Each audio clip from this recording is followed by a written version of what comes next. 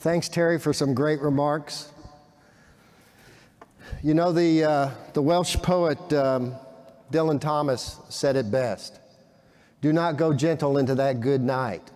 Rage, rage against the dying of the light. I, for one, refuse to accept that last year is a reflection of what we'd call a new normal. We're all heartbroken over the death and suffering and turmoil from COVID-19, the social unrest, and really shameful politics. Some pundits may say we need to reconcile ourselves to a new normal, but not me. Now, when I announced my retirement date of May of 22 in late 2019, I certainly did not expect to spend my final time with Evergreen in lockdown mode. That said, we have worked hard to try to make it the best out of really what is a bad situation. In fact, it was 1 year ago yesterday when Dallas County Judge Clay Jenkins announced a state shelter-in-place order. And it really was more of a go home and stay home order than a shelter-in-place. So 2 weeks turned into a month, turned into the end of April. We complied, we went home, we worked from home. And during this time, we were still sweating the details of the 2020 Partnership Conference. We didn't want to cancel, so we pushed the date out to early August, and then the pandemic continued to rage on. And we finally had to go virtual this past year. So here we are a year later, still in pandemic, but with some hope as a result of vaccines being available more broadly. Some of you in this room have had the opportunity to get vaccinated. I'm of that magic age where I'm considered to be Group 1B, and that means 65 or older. So I signed up with my county health department and got placed at 144,529 on the wait list. Last time I checked, they were up to 95,000.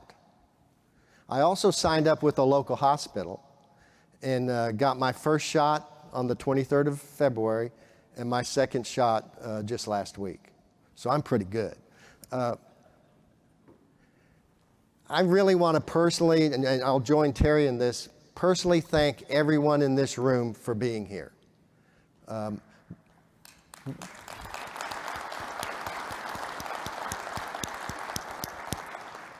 We are an industry of people who want to come together. It's in our DNA. That's what we do. But being here today and over the course of the next couple of days, for many of you was an act of courage, and we want to appreciate that. We're taking all the precautions that we can think of to make this a safe event. Wide aisles, pipe and drape, fewer people at the tables, larger meeting tables, and so we're doing what we can. But you need to do your part too. Wear your mask, practice social distancing, use the hand sanitizer. There's a ton of it around here. And it's a bit of a cliche, but we really are in this together. So let's do that. Let me shift gears now and talk a little bit about 2020 and how we wound up the year. Total revenues were down 9.7% in 2020 compared to the year prior. Given a really horrible second quarter, we're kind of happy about that. Q2 was down about 25%, and through the first half, we were down about 16%. So members and preferred suppliers rallied in the back half of the year to really close that gap. As a result of acquisition, 2 members of the group are no longer with us. They are, however, it's Heavy Duty Tools of St. Louis and Care Supply of Nashville. They are, however, still in the group as branch locations of an existing member. We started the year with a full slate of training and professional development programs. By the second week of March, we had conducted 5 in-person events, which included 2 selling skills programs, 1 leadership program, a products and applications program, and a joint program we did with DeWalt. We had a total of 103 participants attending those programs. And we were on pace to have another great year in the training arena. Live events were shut down, and we quickly shifted to virtual training events. Through the year, we conducted 19 virtual professional development programs and selling skills events. Most of these were multi-day programs, and in addition to that, we conducted well over 60 product and application sessions with our preferred suppliers. Let me tell you, we quickly learned about virtual fatigue and death by PowerPoint. We tightened up on our presentations. We coached our preferred suppliers and focused on who buys the products and why rather than features and benefits. We got better as the year went by. We also recognized the need for a new approach to virtual selling and learning. Late in the year, we launched a new program called Accelerate 360. Bill was really the champion of this effort, and he'll talk about it a little bit when he comes up here. In 2020, we also saw 38 individuals from 18 different member companies earn tool certification. This brings us up to about 421 certified tool specialists. Another 7 members completed the operations certification, and 6 were recognized as safety specialists. The Evergreen University, powered by Blue Volt, saw a great surge in activity, particularly in that second quarter where a lot of people had a lot of screen time. Currently, we have about 50 of our preferred suppliers with about 650 online modules posted to Blue Volt. We had well over 52,000 enrollments and just under 51,000 course completions for a 95.5% completion rate. This compares to about 41,000 enrollments and about 39,500 completions in 2019.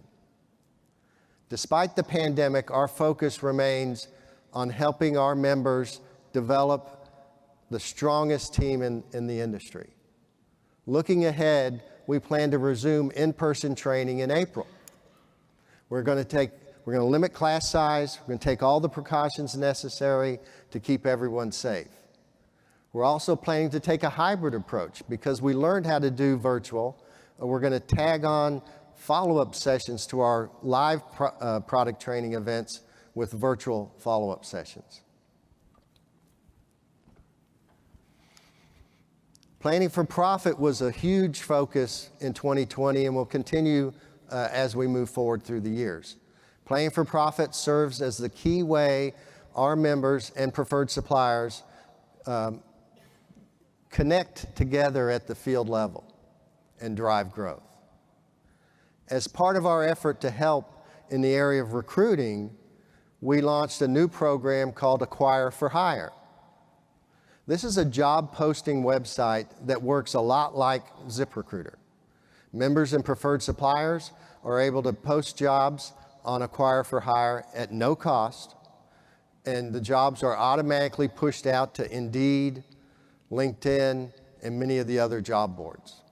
Since we launched it, we've had 14 jobs posted, hundreds of job applications, and 3 hires. So we just see that growing as time goes on. Evergreen also invested considerable effort in our LBMX initiative that was first launched in late 2017. Progress is being made onboarding preferred suppliers, and we're making a strong push to get the remaining preferred suppliers on board by the end of this year. We currently have preferred suppliers on board representing some 88% of the total volume running through the group. During calendar 2020, we successfully processed over 626,000 invoices, representing some $672 million of purchase volume. The system works, and our members appreciate receiving invoices from multiple preferred suppliers in a single location. No more having to open multiple emails from multiple suppliers every day. It's easy to use and simplifies the members' internal processes. Deploying LBMX has also helped several members take the next step towards doing full EDI. In addition, we recently rolled out member analytics, which will allow members to track trends by supplier and product category. The analytics feature will only get better and more useful as we gather more history into the system. If you're a preferred supplier in the room and you've not stepped up, I strongly encourage you to do so. You don't want to be the last one to jump on this train. In 2022, suppliers who are not on board will be charged a technology fee. One of the most significant accomplishments in 2020 was the hiring of Bill Ward as Executive Vice President. There he is. Bill and I work closely together and will continue to do so over the next year to ensure the transition to CEO position is seamless and successful. Many of you already know Bill from his time at JPW Industries and other manufacturers in the construction supply industry. If you haven't met Bill yet, you'll get to hear from him in a few minutes, and I'm confident that he will help lead Evergreen to the next level. Before I close, I would like to remember Keith Mantis, who passed away unexpectedly just as the pandemic shut everything down. Keith was a key player in the industry and in Evergreen. Keith served on the Evergreen board from 1997 to the year 2000, and he was a fixture on the Training and Education Committee from the day he stepped into the group to the day he passed. He had a real zeal for education and professional development and contributed mightily to Evergreen's training program over many years. Now, I can assure you that Keith and I did not agree on everything. However, I can honestly say that he always had the best interest of Evergreen at heart. I had a lot of respect for him and will miss his passion for the organization. Hopefully, when this pandemic is in the rearview mirror, we'll have the ability to hold a proper celebration of his life.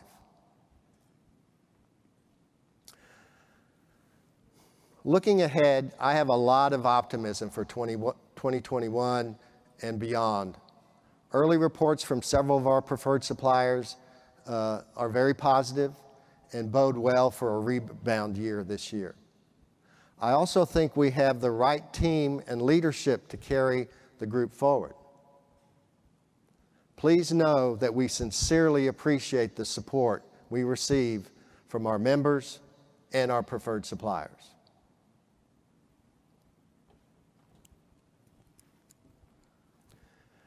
With that said, well, I have one more thing to say. Many of you are aware that my wife Patty has worked with Evergreen for a long time, and she retired at the conference in 2019. And you know, so she was ready to put it down.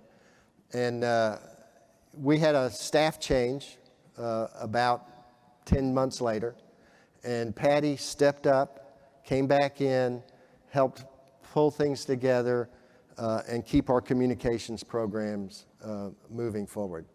So I just want to appreciate my wife for doing that.